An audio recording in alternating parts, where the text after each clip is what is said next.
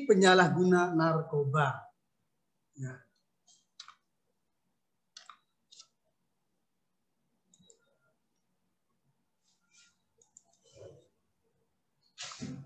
Nah, akhirnya dari materi, judul materi itu timbul ya satu pertanyaan. Pertanyaannya apa? Apa itu narkoba? Digambarkan oleh 3 gambar. Gambar pertama, lihat gambarnya ada gambar pertama tuh, gambar kedua, gambar ketiga. Ini dengan daun, ini dengan pil ada yang tablet, ada yang kapsul, ada juga orang yang megang apa ini lem.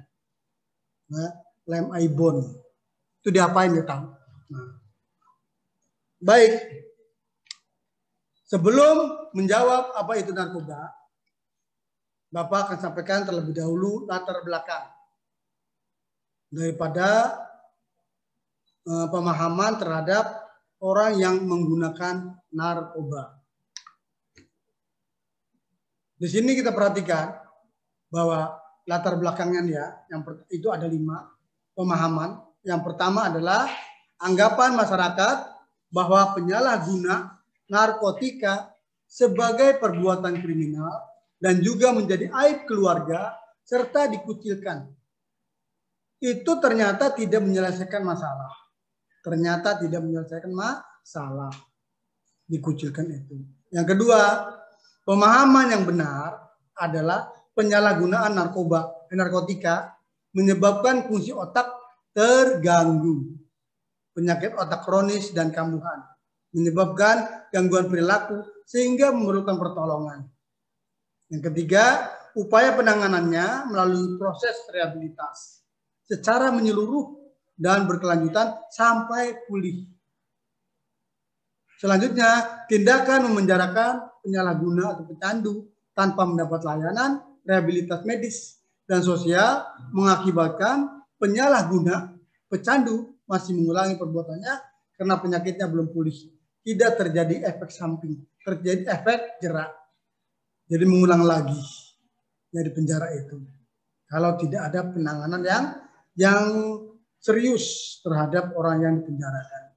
Yang terakhir, penyalahguna atau pecandu yang melaporkan diri untuk dapat rehabilitas tidak dipidana. Jadi orang yang melapor ketika melakukan lagi, pengen diperbaiki, pengen direhabilitas, melapor, itu tidak akan ditindak pidana. Ya, itu bukan tidak akan dipidana, tidak akan dipenjara, tetapi akan dipulihkan, diobati, ya, menjadi pulih kembali. Ini ada 3 gambar ini, ya. Nah, selanjutnya akan menjawab. Nah, di sini baru kita lihat, ya, narkoba. Jadi apa itu narkoba? Narkoba itu dari 3 kata yang disatukan menjadi narkoba. Nar adalah narkotika, ko adalah psikotropika, ba adalah bahan aktif. Secara keseluruhan, pengertian umumnya adalah, ya, bahwa narkoba itu adalah zat-zat alami maupun kimiawi yang apabila dimasukkan ke dalam tubuh, baik secara oral itu diminum, dihisap, dihirup, disedot, maupun secara injeksi atau suntikan, dapat mengubah pikiran, suasana hati, dan perasaan, dan perilaku seseorang. Itu akan berubah. Ya, pikirannya, suasana hatinya, perasaannya, dan perilakunya. Nanti kita bahas lebih jauh lagi.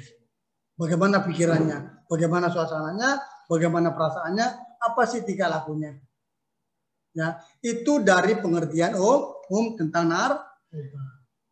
Baik, kita lanjutkan.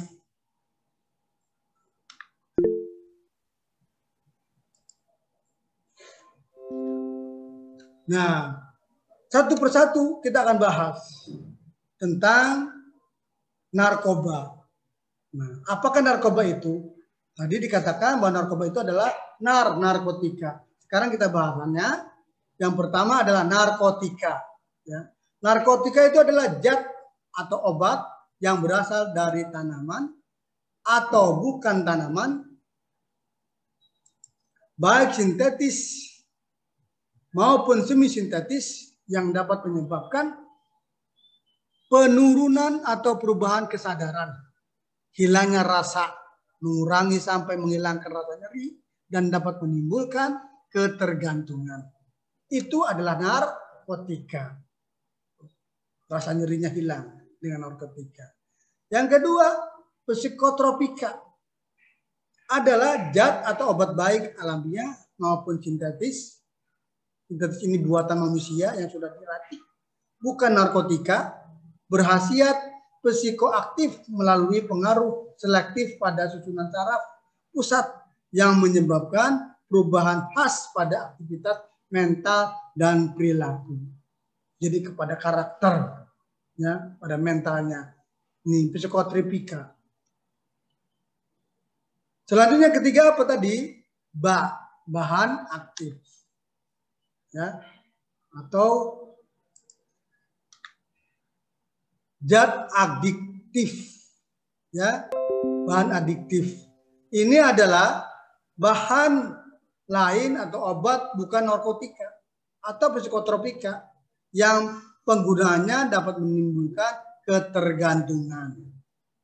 Jadi pengen lagi ketagihan, pengen lagi, udah satu pengen dua, udah dua pengen tiga, udah empat pengen lima, terus. Apa itu? Seperti apa yang menimbulkan ketergantungan? Bahan adiktif ini, di sini gambarnya, lihat gambarnya ada ya, tobacco. Ini seperti apa nih? Gambar rokok. Ada sekarang mah rokok elektrik, ya, tidak ada tembakonya, tapi pakai cairan. Ya, ini digunakan oleh remaja, anak-anak kecil, bahkan perempuan pun ada banyak yang suka ngerokok. Ini akan ketagihan, akan ketergantungan, akan mengulang lagi. Zat adiktif ini. Jadi ada zat adiktifnya. Yang kedua, apa? Minuman yang beralkohol. Yang kita kenal mungkin di sana ada tukang jamu, ya, ada cap orang tua. Atau juga ada minuman di diskotik atau di mana itu ada bir bintang. Atau juga ada whisky, ada Brandon. Ya, banyak macam-macamnya yang itu adalah minuman alkohol. Yang hukumnya untuk orang Islam, ya, yang beriman kepada Allah, bahwa dalam Al-Quran minuman yang beralkohol adalah haram. Gambar yang ketiga, ya, yang menimbulkan ketergantungan adalah lem. Lem di sini biasa orang gunakan untuk orang-orang yang ketagihan tuh, itu lem Aibon yang digunakan untuk lem sepatu, lem sendal, lem kursi atau yang lainnya. Itu lem, ya. Atau yang lainnya lem juga banyak. Ada lem pok, ada lem tikus atau lem yang lainnya, ada aromanya. Bahkan bensin, ya, motor dibuka atau mobil dibuka, dihirup aromanya. Kalau sudah satu kali menghirup itu akan ketagihan. Ini karena ada zat adiktif di dalamnya. Itulah diantaranya pembahasan tentang narkotika, psikotropika, bahan aktif. Bahan aktifnya adalah ini, ya, yang dihirup. Selanjutnya, apakah ada undang-undang pelarangan tentang narkotika? Dan juga adakah dengan di narkotika itu ada golongan-golongan tertentu? Ada. Ya, undang-undangnya nomor 35 tahun 2009 tentang narkoba, bahwa narkoba adalah zat obat yang berasal dari tanaman atau bukan tanaman, baik sintetis maupun semi sintetis, yang dapat menyebabkan penurunan atau perubahan kesadaran, hilangnya rasa, mengurangi sampai menghilangkan rasa nyeri, dan dapat menimbulkan ketergantungan. Ya, rasa nyeri, ketergantungan, penurunan kesadaran. Nah, narkotika di sini itu terbagi 3 golongan. Golongan yang pertama tidak digunakan dalam pengobatan. Contoh apa? Itu heroin. putau, ganja, kokain, opium, amfetamin, metafetamin, sabu, DMDA, ekstasi. Itu sebelumnya golongan tropika. Ya, tropika itu bukan narkotika. Ya, cuma nanti menimbulkan yang lainnya. Ya. Nah, yang golongan yang kedua itu digunakan untuk pengobatan. Contohnya apa? Morfin, vetidin, metadona, dan lain-lain. Golongan yang ketiga digunakan dalam pengobatan. Contoh kodein, etil, morfin, dionin atau dionin. Ini yang digunakan. Ini adalah pelarangan penggunaan narkotika, baik di Indonesia maupun di dunia. Ya, semuanya melarang karena mengakibatkan seperti itu, perusakan pada dirinya dan kecanduan, dan mengakibatkan dari itu bisa terjadi pembunuhan, ya, pembantaian, perampokan segala macam, ya, dan lain sebagainya. Ini akibat daripada narkotika.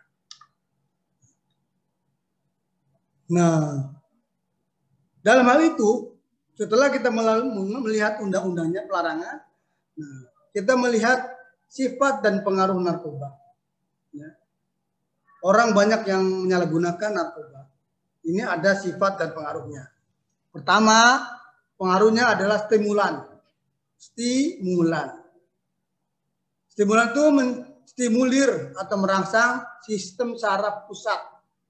Merangsang sistem saraf pusat sehingga dapat meningkatkan kesadaran, kegairahan, kesegaran, dan semangat. Contoh amfetamin, katidon, kokain. Ini saraf yang tadinya malas, tidak ada gairah, tidak ada kesadaran, tidak ada semangat, lesu, lelah, lemas.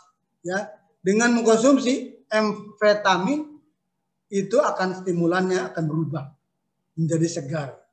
Tetapi waktu itu kalau dia malas, maka dia akan ini. Nanti akan ketergantungan. Kalau tidak ada ini, akan terjadi malas. Yang tadinya belajarnya malas jadi semangat. Tapi dengan ini mengkonsumsi ini, ya, itu stimulan. Yang selanjutnya yang kedua, ya, sifat pengaruh narkoba itu halusinogen. Menimbulkan halusinasi atau kesan palsu atau juga hayalan, lamunan, ngelamun. Mengubah persepsi dan pikiran seseorang, halusinasi, sehingga hilang kesadaran akan ruang, waktu, dan perasaan berlebihan. Contoh ekstasi, jamur, tembakau, gorila. Ini akan diam kalau sudah memakan tembakau gorila. Atau jamur. Jamur yang terkenal biasanya jamur yang bisa menghalusinasi adalah jamur tai sapi atau jamur tai kebo. Itu muncul jamur di kotoran sapi, itu keluar jamur, itu diambil, digoreng, dimakan. Itu akan menimbulkan halusinasi. Halusinasi itu adalah lamunan, menghayal. Ya, sudah macam-macam ketawa sendiri, ngomong sendiri, atau ada dua orang. Jadi tidak ada ruang waktunya, tidak ada, sudah berapa jam dia melakukan seperti itu. Perasaannya berlebihan. Yang ketiga sifat dan pengaruh narkoba itu depresan. Mengkonsumsi ini obat-obatan, ya, yang kapsul ataupun yang tablet, menekan sistem saraf pusat, mengurangi aktivitas fungsional tubuh sehingga merasa tenang, tertidur, tidak sadar. Contoh menghirup atau menghisap ganja, heroin, putau, dan sebagainya. Ini kalau dia mengonsumsi ganja, heroin, akan merasa tenang. Juga tidur tak sadar, tidur sepuasnya dari pagi sampai malam atau sampai bertidur berhari-hari. Ya, itu kalau dia mengkonsumsi ganja atau heroin atau putau. Ya, nanti nama lainnya ada biar kita tidak terlalu terlalu kaku, juga lainnya sebagainya. Ya, mengetahui ganja ada bahasa lainnya, nanti kita bahas selanjutnya. Nah, itu akibat-akibat daripada pengaruh narkoba. 3 sifat dan pengaruh narkoba inilah yang akan merubah karakter seseorang menjadi demikian. Ya, seperti orang gila berarti halusinasi. Yang tadinya semangat itu stimulan. Depresan atau depresi juga nanti akan banyak ketenangan, juga tidur amat dengan tidak ada masalah. Ya, tidak mau pusing dengan dunia. Selanjutnya bahasan yang akan disampaikan pada saat ini juga itu nanti kita akan melihat tentang jenis-jenis narkoba. Ya, tadi juga sudah ya, biar tahu bahasa-bahasa lainnya. Ini jenis narkoba ini adalah pertama di sini ganja. Nih, gambarnya adalah daun yang terkenal di dunia, ya di dunia luar itu adalah daun 5. Walaupun ada 6 sini, tapi yang terkenal daun 5. Daun 5 itu adalah ganja. Yang tumbuh di mana? Di Aceh, Sumatera. Itu tumbuh banyak di sana. Cuma disalahgunakan, dikeringkan seperti teh, lalu dihisap.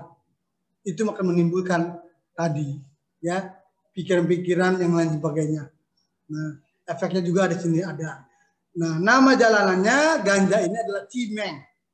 Imeng, ganja atau gelek atau hasis atau marijuana atau gras atau bahang. Ini nama lain daripada ganja. Ini berasal dari tanaman cannabis sativa atau cannabis indica. Ya, tumbuh di padang terbuka, ya di kebun-kebun yang di sana tumbuhnya. Di Banten tidak ada, tumbuhnya di Aceh. Nah, bagaimana efeknya? Efeknya ini kalau dia muncul ganja itu akan tertawa sendiri, halusinasi, ngantuk berlebihan, denyut jantung semakin cepat, temperatur badan menurun, mata merah, malas, apatis. Ya, malas. Dari semangat jadi malas. Yang tadinya melotot jadi ngantuk. Pikirannya selalu rindu pada ganja. Daya tahan menghadapi problema jadi lemah. Jadi sumeh, tidak mau pusing. Lalu dia tidak mau pusing mengkonsumsi ganja. Apalagi jenis narkobanya? Jenis narkobanya di sini yang kedua adalah sabu.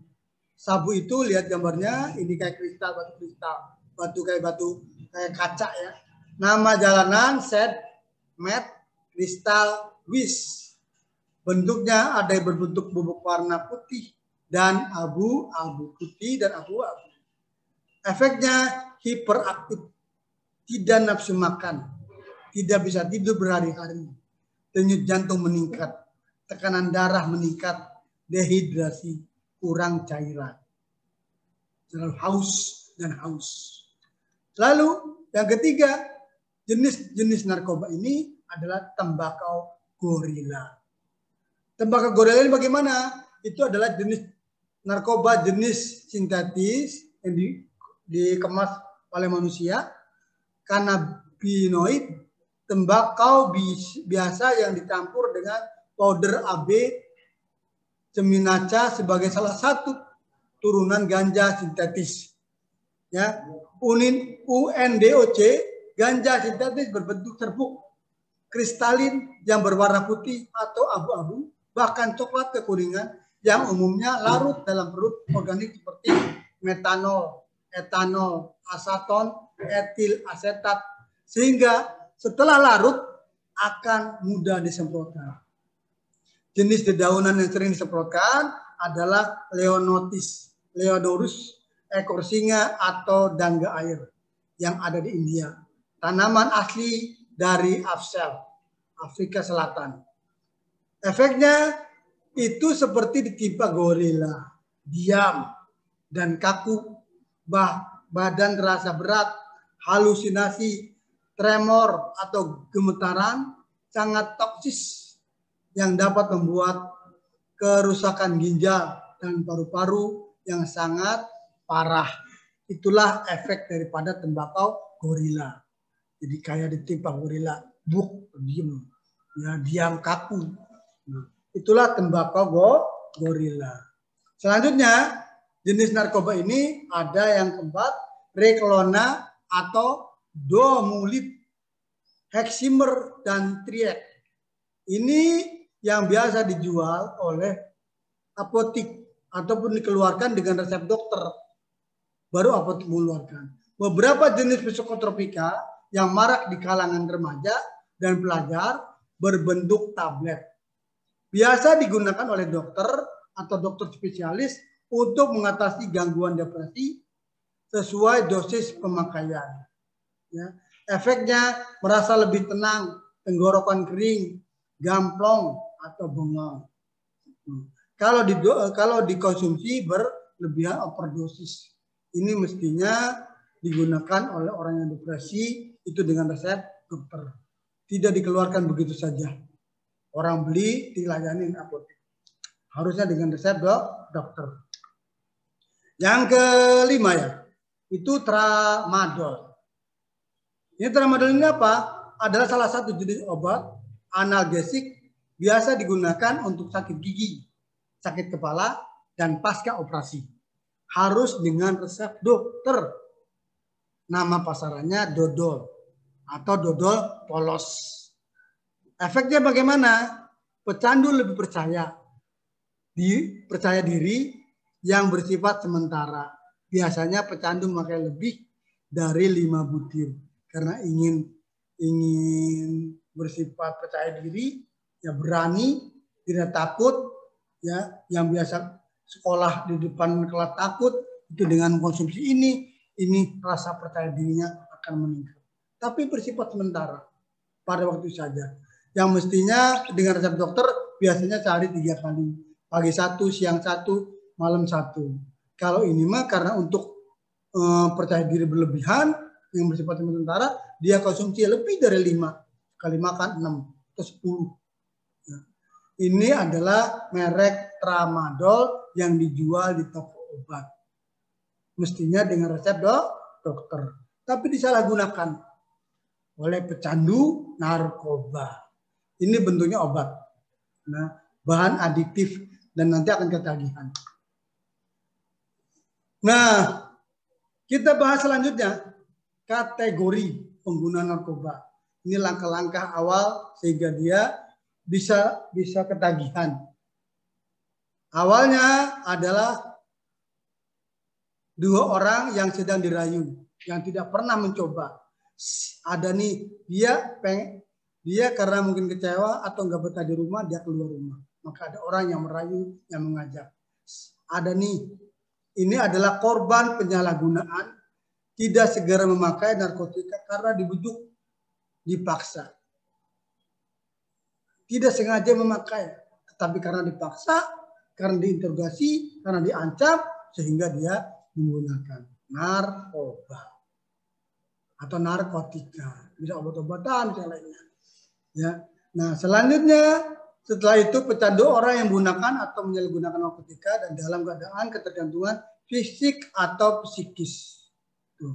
Ini orang yang ketergantungan. Minta lagi aku sakau, minta lagi aku ganja, minta lagi aku putau, minta lagi aku minuman yang beralkohol. Ini ketagihan. Kalau udah 1 kali pengen lagi. Nah, yang ketiga ini adalah penyalahguna orang yang menggunakan narkotika tanpa hak melawan hukum. Jadi ini adalah penyalahguna yang melawan hukum. Dan ini akibatnya nanti akan dipenjara dan juga akan dihukum oleh yang berwajib. Gejalanya bagaimana? Gejala dini pengguna awal. Ya, pengguna awal yang tadi dirayu.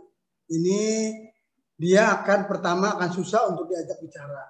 Kalau sudah pertama nih menggunakan. Yang kedua, suka menyendiri atau menjauhkan diri. Yang ketiga, sulit untuk terlibat dalam aktivitas. Jadi malas untuk kegiatan organisasi sekolah, nggak mau. Yang keempat, sering tidak menepati waktu. Ya, harusnya jam 7.15 masuk, di jam 9 masuk sekolah. Terlambat. Yang kelima, sering mudah tersinggung. Ngomong dikit tersinggung, marah, jadi marah. Yang keenam, suka bicara berlebihan. Yang ketujuh, suka kelihatan minder atau malu-malu. Yang kedelapan, selalu tampak tidak senang atau gelisah. Yang kesembilan, selalu curiga tanpa alasan. Akhirnya dari kesembilan ini disimpulkan menjadi 7B. Akibat daripada 9 ini menjadi 7B. Apa itu? Yaitu ya, pertama bingung, kedua bohong, ketiga bengong, keempat bolos, kelima bego, keenam bolot, ketujuh barang-barang hilang. Terjadi pencurian, suka nyolong barang orang lain. Itu akibat daripada gejala dini pengguna. Ya.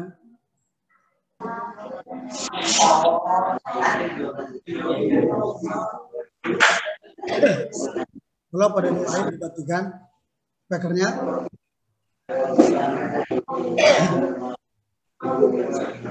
Nah, sekarang kita lanjutkan dengan bagaimana mengenali penyalahgunaan narkoba. Ya. Yang pertama nih, penyalahgunaan narkoba ini adalah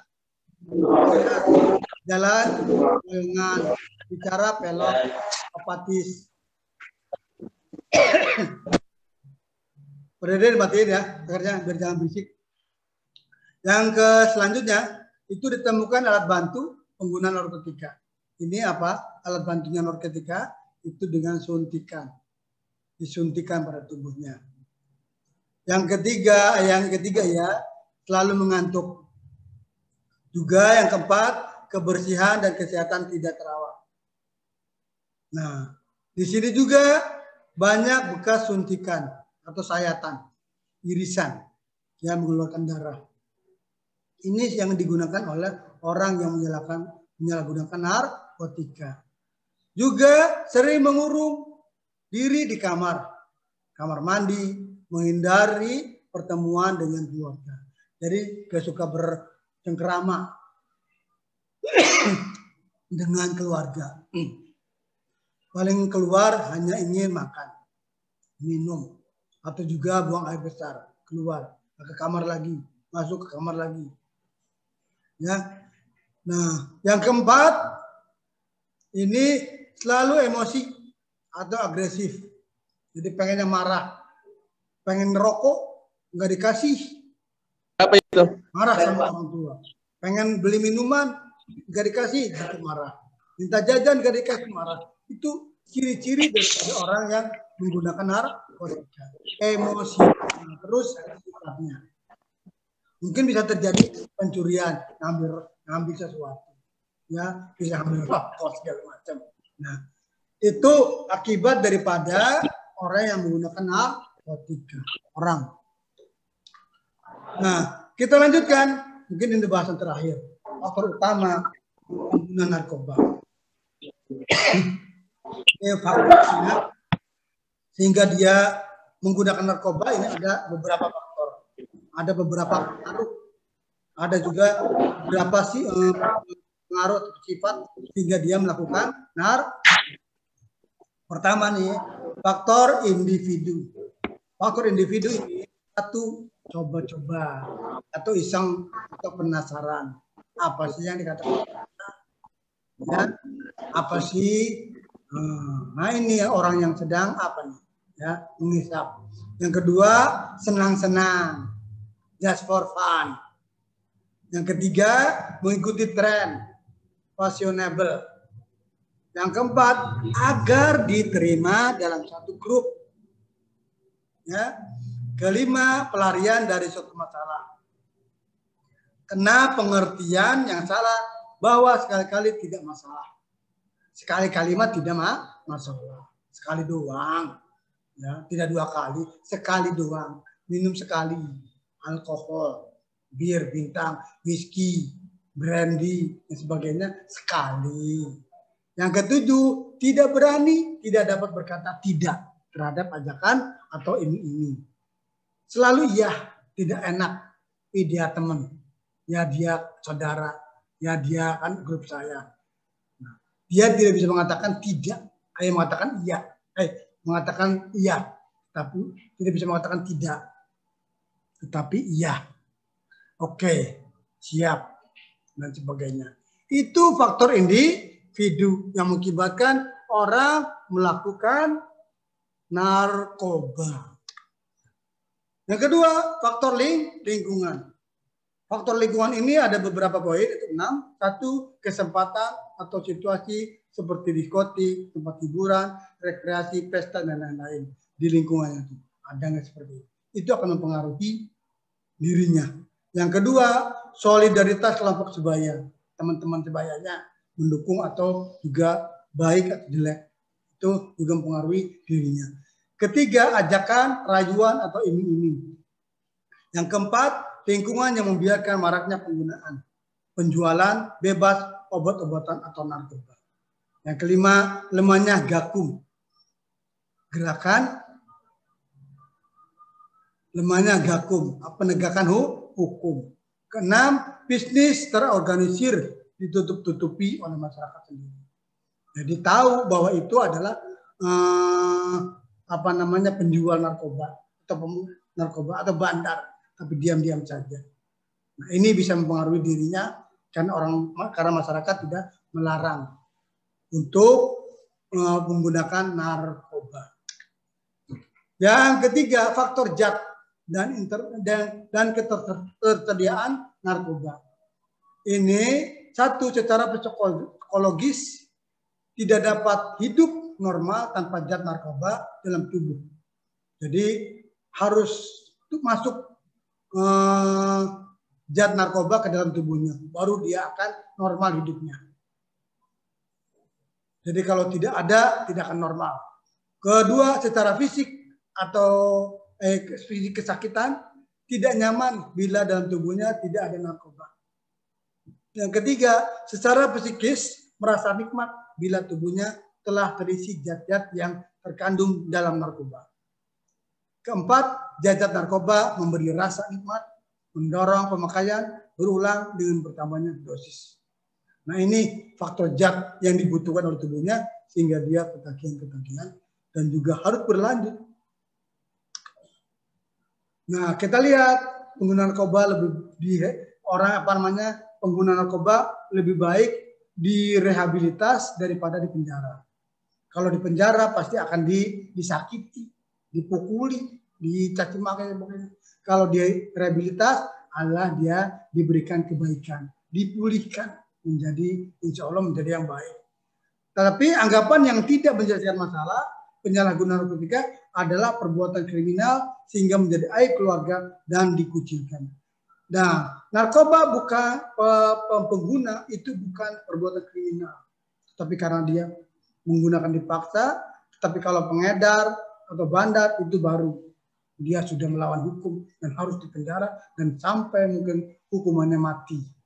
Nah, maka orang yang pengguna narkoba mesti dideketin, diajak, yuk rehab itu untuk menjadi orang yang baik kembali.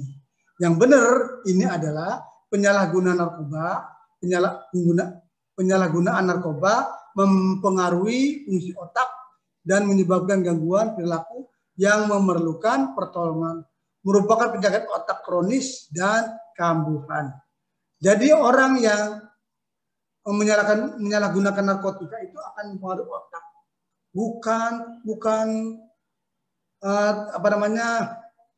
bukan akibat daripada narkotika dia berbuat, tapi dia karena terpengaruh oleh otak yang tidak normal, hati yang tidak nyaman, perilaku yang tidak baik, yang tadinya baik, itu karena pengaruh daripada narkotika saja.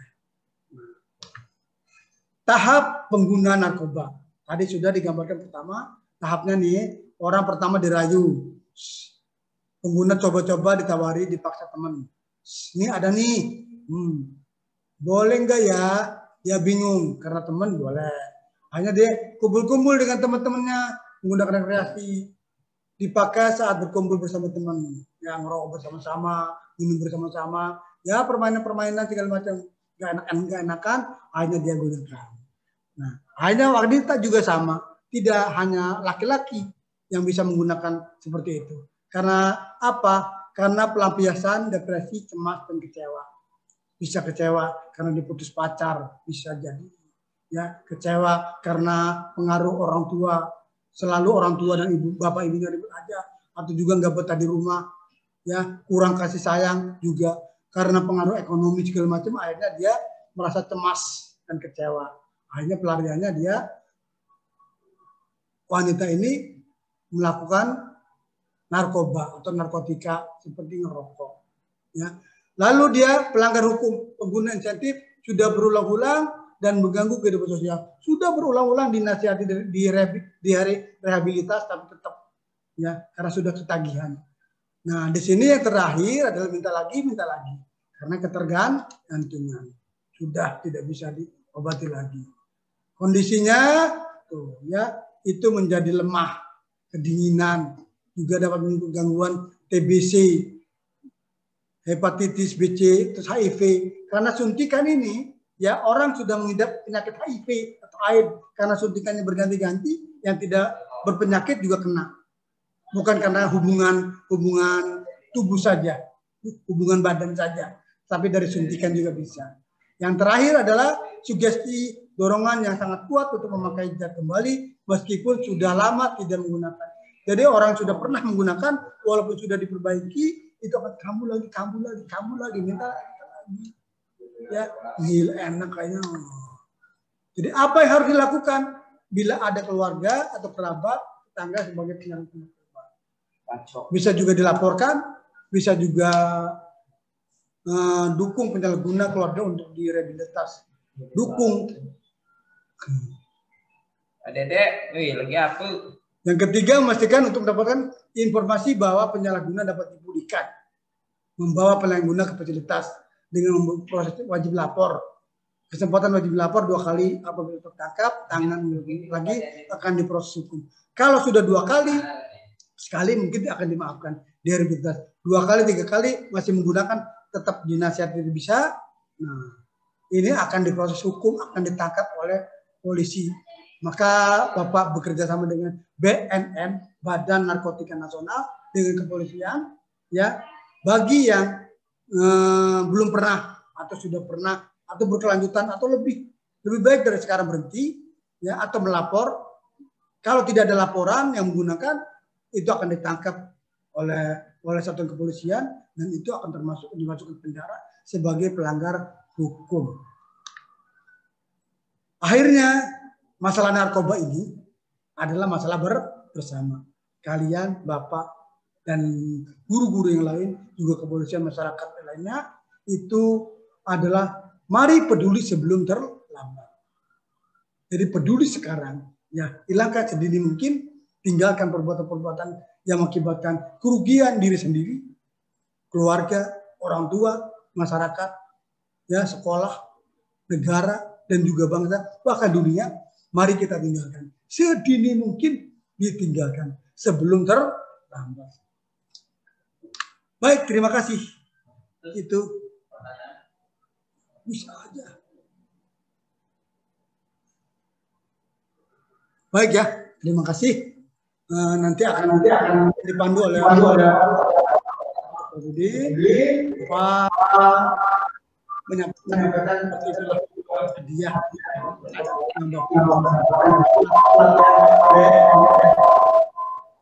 Silakan, terima kasih. Assalamualaikum warahmatullahi wabarakatuh. Salam sehat. Baiklah anak-anak, demikianlah paparan mengenai narkoba. Apa itu narkoba? Insya Allah paparan yang tadi disampaikan oleh Pak Jajuli akan bermanfaat bagi kita, apalagi di masa pandemi seperti sekarang ya. Baik, kalau ada yang ingin bertanya, silakan langsung saja di open mic-nya atau chat dulu ke Bapak.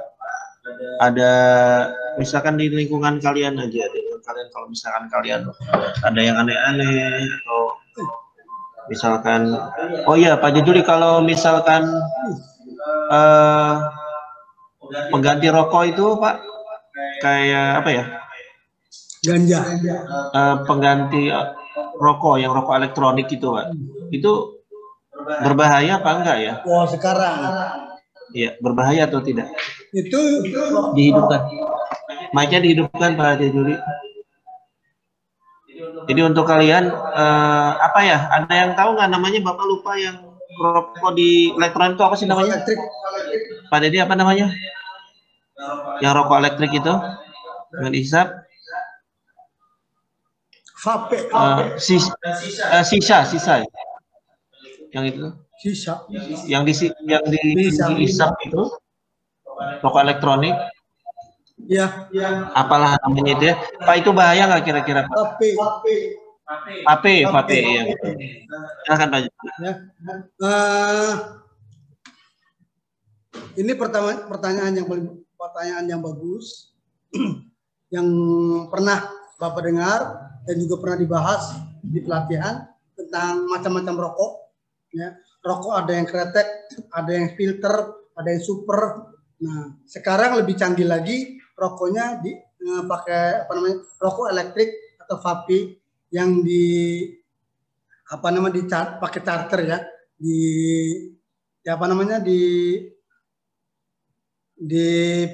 pakai listrik ya.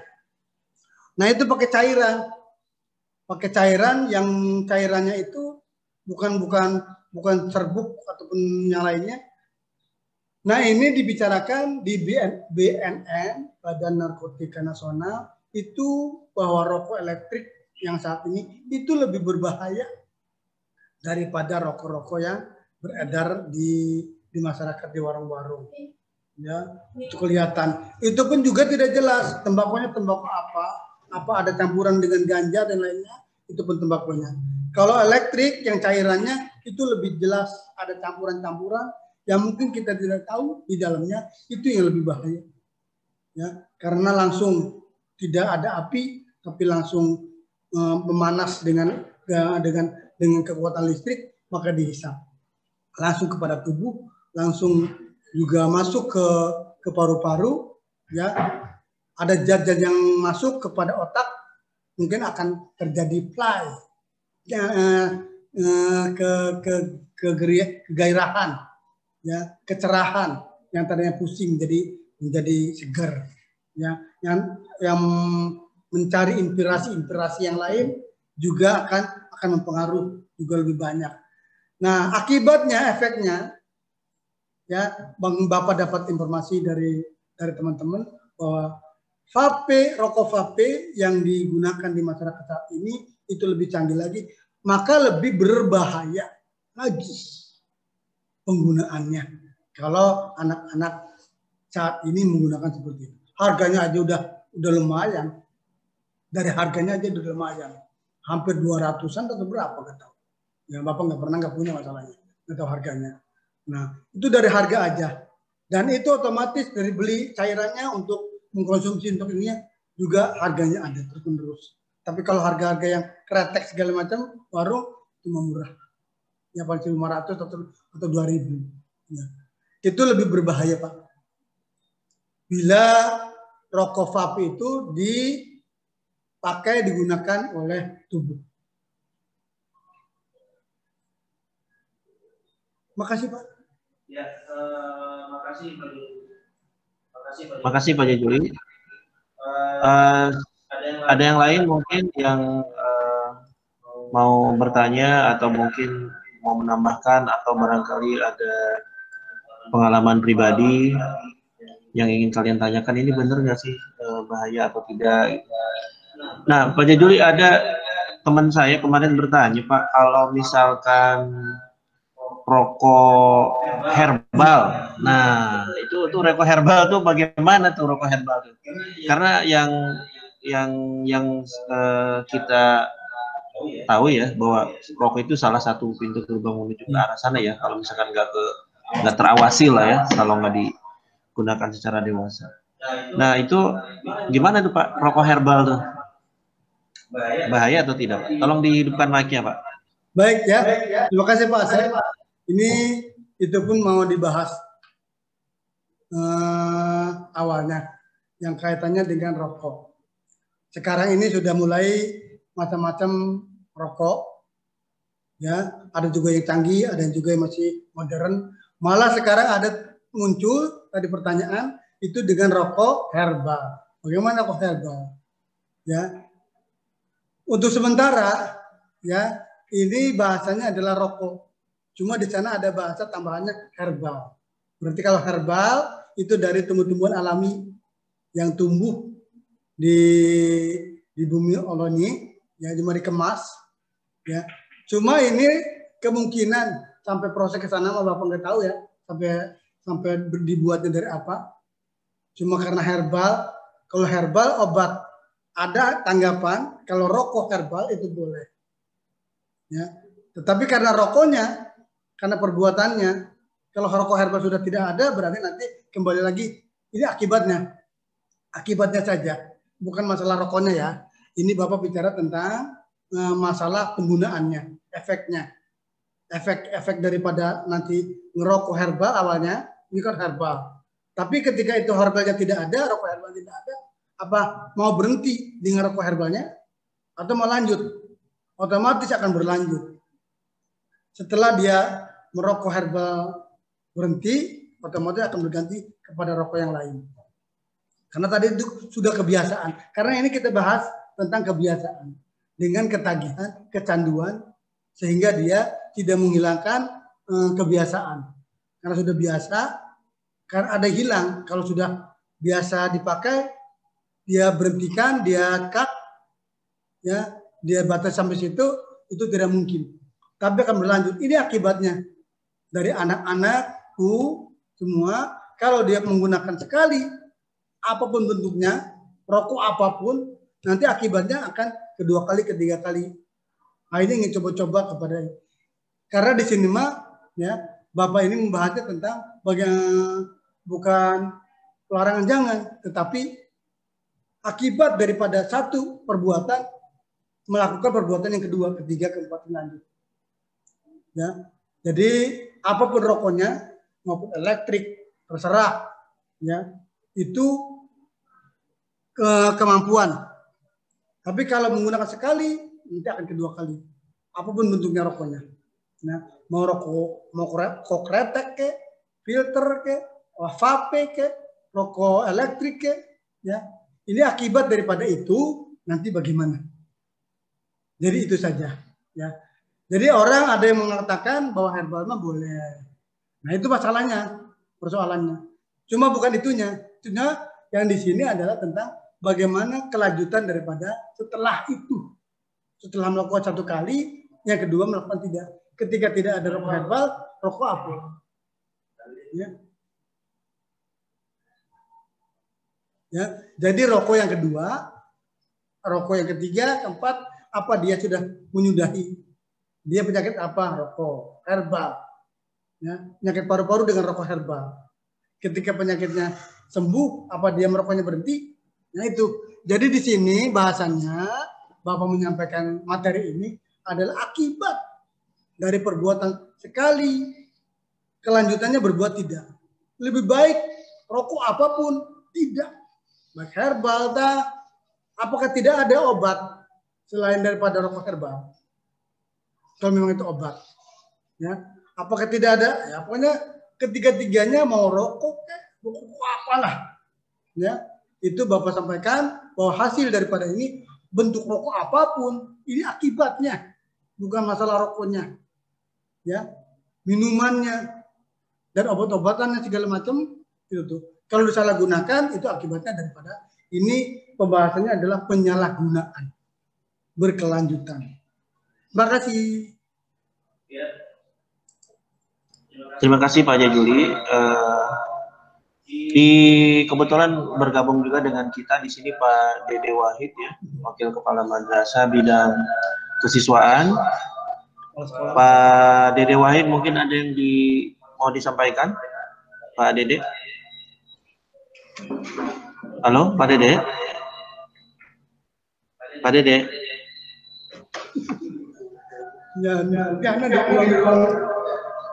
Ya, sambil menunggu Pak Dede mungkin ya. Barangkali ada yang mau disampaikan. Mungkin nggak ada ya. Oke, baiklah. Oke Pak, mungkin pertanyaan terakhir mewakili dari teman-teman di MTS Persis mungkin ya.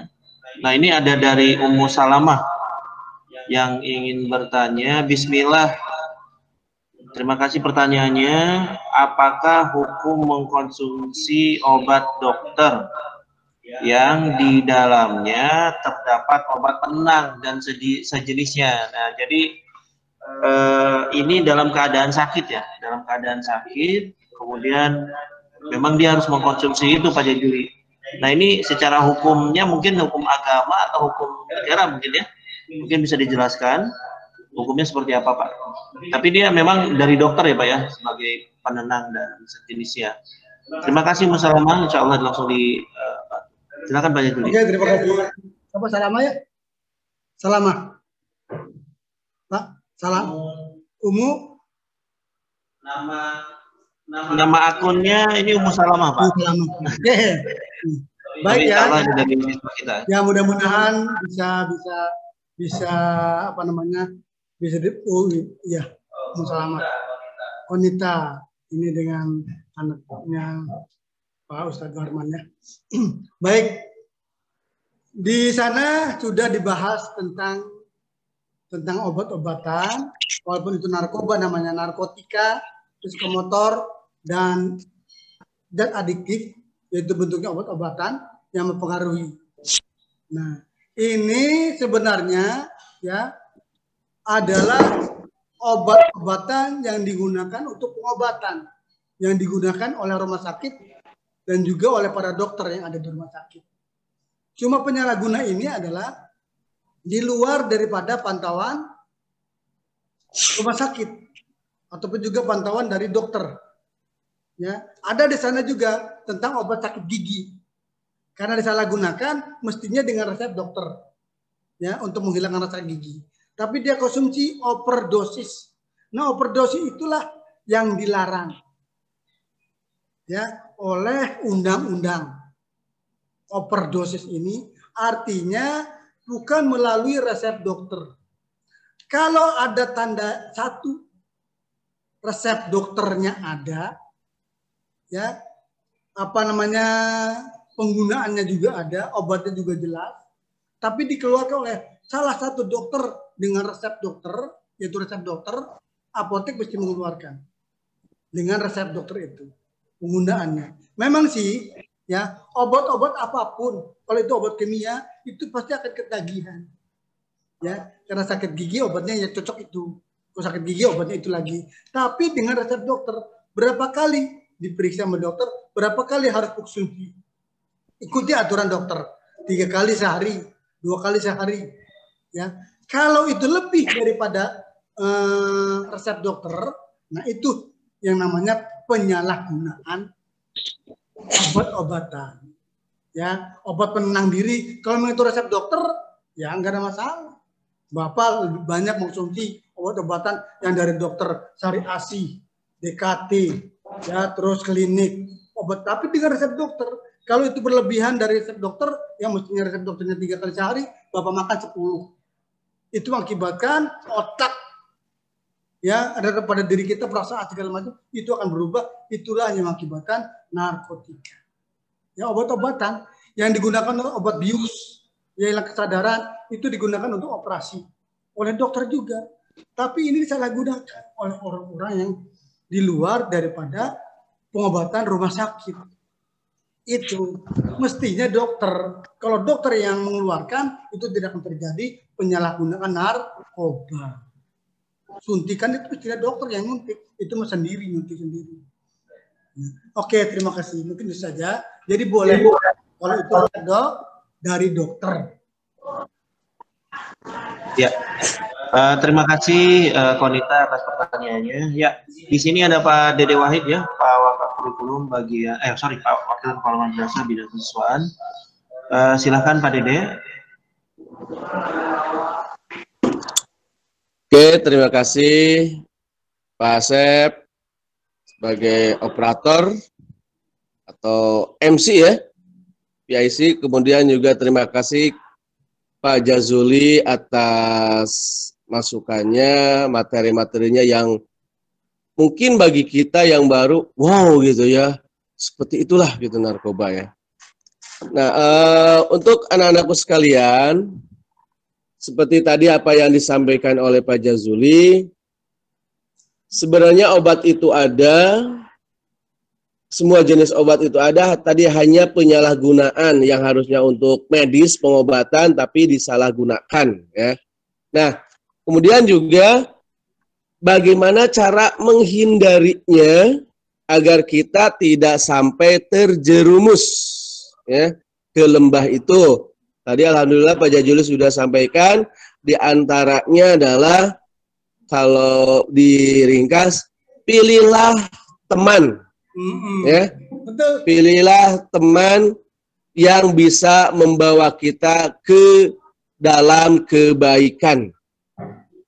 Jangan coba-coba apapun itu, katanya tadi ya di Pak Jajuli Pak ya. Iya. Jangan coba-coba, jangan nggak enak dengan teman, tapi kita tegas kalau memang itu tidak baik atau buruk akibatnya, jauhi, tinggalkan. Yang terutama adalah pilihlah teman yang bisa membawa kita ke dalam kebaikan. Itu saja ya. Jangan sampai ya kita siswa-siswi MTS Persis jangan sampai ada yang terjerumus ke dalam hal-hal yang tadi disebutkan oleh Pak Jazuli itu ya. Mungkin itu Pak Asep, punten karena saya lagi ada di kelas ini ya. Tapi sangat tertarik sekali dengan webinar ini. Oke, assalamualaikum. Waalaikumsalam warahmatullahi wabarakatuh. Ya, terima kasih Pak Dede atas waktu yang sudah diberikan. Beliau sedang ada di kelas, tapi alhamdulillah bisa menyempatkan waktunya untuk bersama kita mengikuti webinar mengenai narkoba. Baik, kalau ada yang ingin ditanyakan lagi, silakan. Nah, oke, ini dari Safira Naila ya. Cara memberitahu teman kita yang salah itu bagaimana, Pak? Oke, silakan Pak Jajuli. Caranya sekarang, silakan. Safira, baik-baik aja ya. Mudah-mudahan ini bisa memberikan ilmu lah ya, atau kebaikan yang kaitannya bagaimana memberitahu teman ya, memberitahu teman yang berbuat seperti itu. Nah, kita ini ya perhatikan bahwa kita ini anak sanawiyah Persis. Anak sanawiyah Persis. Yang mungkin agama Islamnya, ilmu agamanya sudah mantap. Sudah banyak. Dan mudah-mudahan juga guru-gurunya juga memantau kalian dalam bentuk kebaikan. Nah, orang tua juga adalah jadi barometer untuk kebaikan. Nah, bagi kalian, bagi Safira untuk memberitahu teman, mungkin begini. Ya. Jadi memberitahukannya ya dengan mendekati diri, artinya Safira berteman dengan dia. Kalau sudah berteman biasanya curhat ataupun juga pikiran ataupun nasihat bisa didengar. Tapi kalau kita langsung menteror, menjustifikasi, ya, menuduh, menuding dan sebagainya dengan kasar, itu otomatis ya dia tidak akan menerima. Tapi ud'u ila sabili rabbika bil hikmah. Ya, ajaklah kepada ud'u ila sabili, ke jalan yang baik, sabili rabbika, dengan hikmah. Jadi dengan baik-baik, dengan teguran, dengan sapaan, atau memang bersahabat terlebih dahulu. Tapi sasarannya, tujuannya ingin menjadikan teman ini jadi baik. Jadi tidak langsung menteror, menjusti, menuding bahwa itu adalah perbuatan jalan. Tapi dekati dulu, baiki, baru nasihat. Apapun nasihatnya itu akan didengar kalau sudah jadi sahabat, dari teman. Jadi awalnya, jadi pertamanya adalah bersahabatlah, menjadi baiklah, menjadi kepercayaanlah oleh dia. Dia pun nanti akan curhat, dia akan suka. Tidak ada peribahasa begini, tidak kenal maka tak sayang, maka kenal dulu. Kenapa persoalan segala macam, ya, mendekati diri, mendekatkan dengan dia, dekat dengan dia, udah akrab, baru ilmu apapun, nasihat apapun akan didengar. Jadi caranya seperti itu. Caranya adalah bersahabat terlebih dahulu dengan beliau, dengan teman yang akan dinasihati. Ya, bukan. Ya, jangan langsung diteror, dituding atau dengan kasar, tapi dengan cara hikmah. Terima kasih. Ya. Itu saja yang bisa saya sampaikan. Ada lagi yang mau ditanyakan Ini Pak Jaduli ada yang mau ditambah?